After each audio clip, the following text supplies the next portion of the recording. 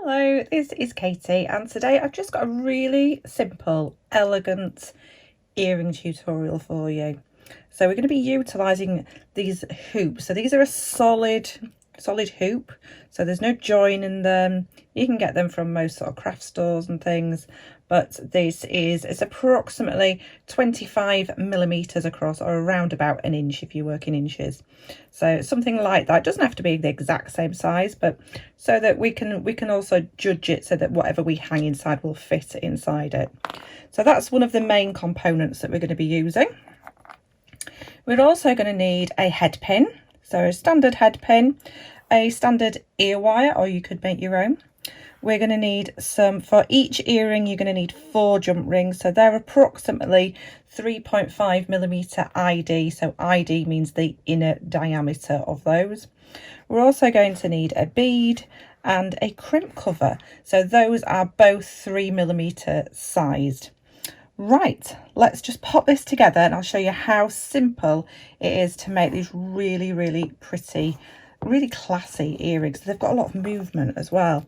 So this is not just like solid, because we've got that movement with the jump ring, so that it enables it to move when it's at the side of your head, in your ear, and it looks really pretty. And I've added this just down at the bottom just so it elongates it, it flows all the way. It will move, but obviously with gravity it will lay just at the bottom there, and it'll look really nice, and it just continues the flow of the earring.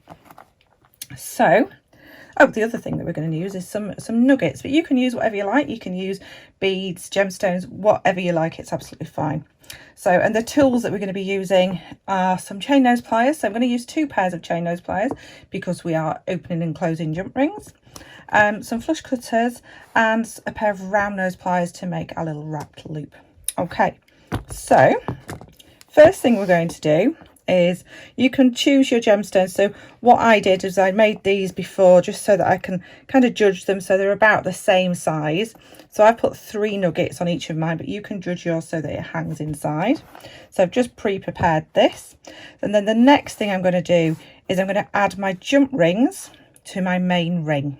So I've got my main ring, and what I want to do is add 1 jump ring to the main part of the ring. So we're going to open our jump ring. So by opening our jump ring, you can see where that opening is there. With my non-dominant hand, so with me that's my left hand because I'm right-handed, I'm holding the whole side of that jump ring with my chain nose pliers. These are really narrow chain nose pliers. And then with my more dominant hand, I'm opening the actual jump ring. So I'm opening it by just that little twist. Okay, and then I'm just going to pick up my main ring, add that on. So I've added it on, and again I'm going to hold the whole side of that jump ring, making sure I've got a hold of the full side, and then I'm just going to twist that back, and I'm just going to give it a little wiggle just so that I make sure this has come together as much as it possibly can. Okay, now we're going to add 2 jump rings, so 2 jump rings to that single jump ring that we just added. So 1 at a time. So we're going to open our jump ring again, nice and steady. We're going to pick up our work and link that into that jump ring that we just added, and close up again, giving that a nice wiggle, making sure you're happy with how that is closed before you move along. Take a little bit more time than I have here. And our next jump ring. So again, just making sure, this just makes sure that when you close your jump ring, if you open your jump ring properly, when you close your jump ring, you should still have a perfect circle and not an oval. So again, we're going into that first jump ring. So we've attached 2 jump rings onto that single jump ring.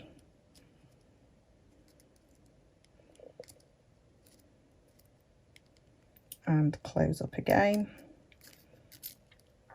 And now our last jump ring, we are going to open this one up, open it up just as we did before, and again we're going to attach this to the 2 jump rings. So we've created sort of a 2-in-1 chain off our main large hoop. So closing that up, making sure we get a nice close on that. Make sure we're happy with it.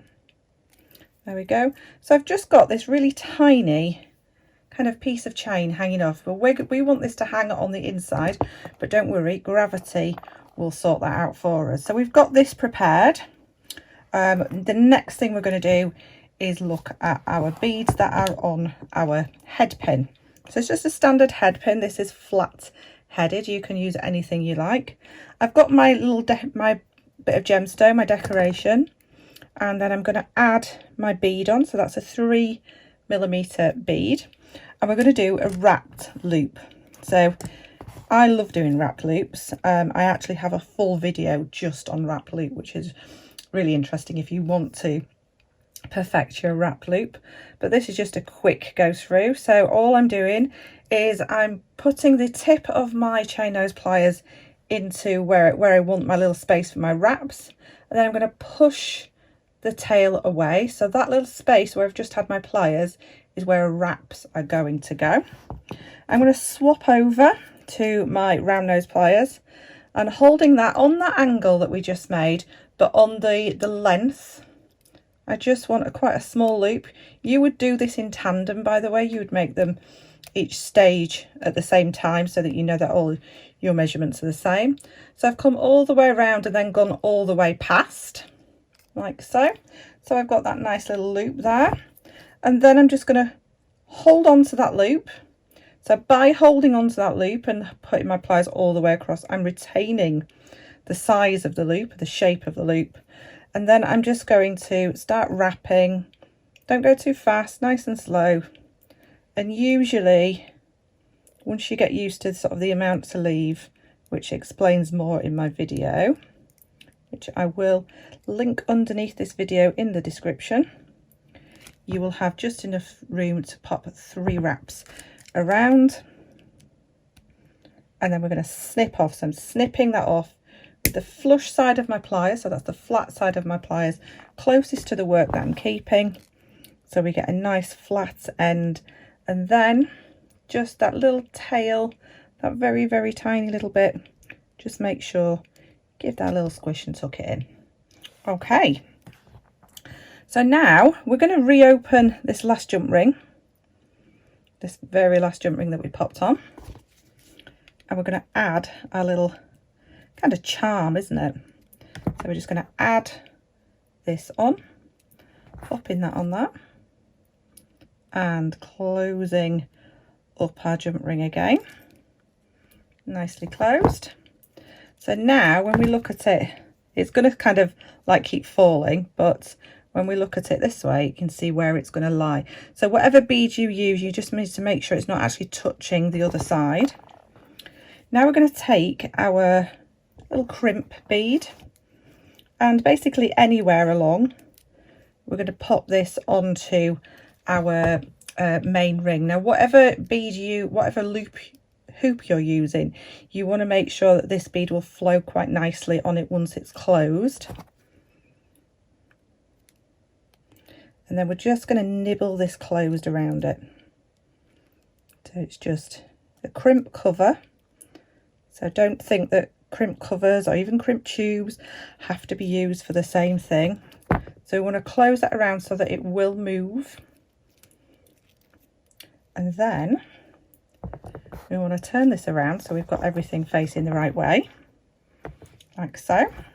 Then we're going to grab our ear wire. So what I tend to do is I support my ear wire, hold everything, and then just open up that little hook, just like a little door. And then what I want to do is I want to hook on that single jump ring from the other side. So I've hooked on that single jump ring from the other side, and then I can close up my ear wire, and that is my earring fully made. This bead will just automatically work its way to the bottom, so it'll flow down the entire earring right to the very edge of it. There we go. And they'll look absolutely beautiful, and you've only used a very small amount of findings and a very small amount of gemstone. So really, really nice, easy make, great one for your stalls and things like that, and a beautiful thing to gift. So I hope you've enjoyed that little quick tutorial today. Don't forget to subscribe, don't forget to like the video, and don't forget to click that all button. So if you look below where it says subscribe, there's a little bell just down here somewhere. Then you'll be able to click all and you won't miss any of my videos. So thank you so much for watching, and I will see you again very, very soon.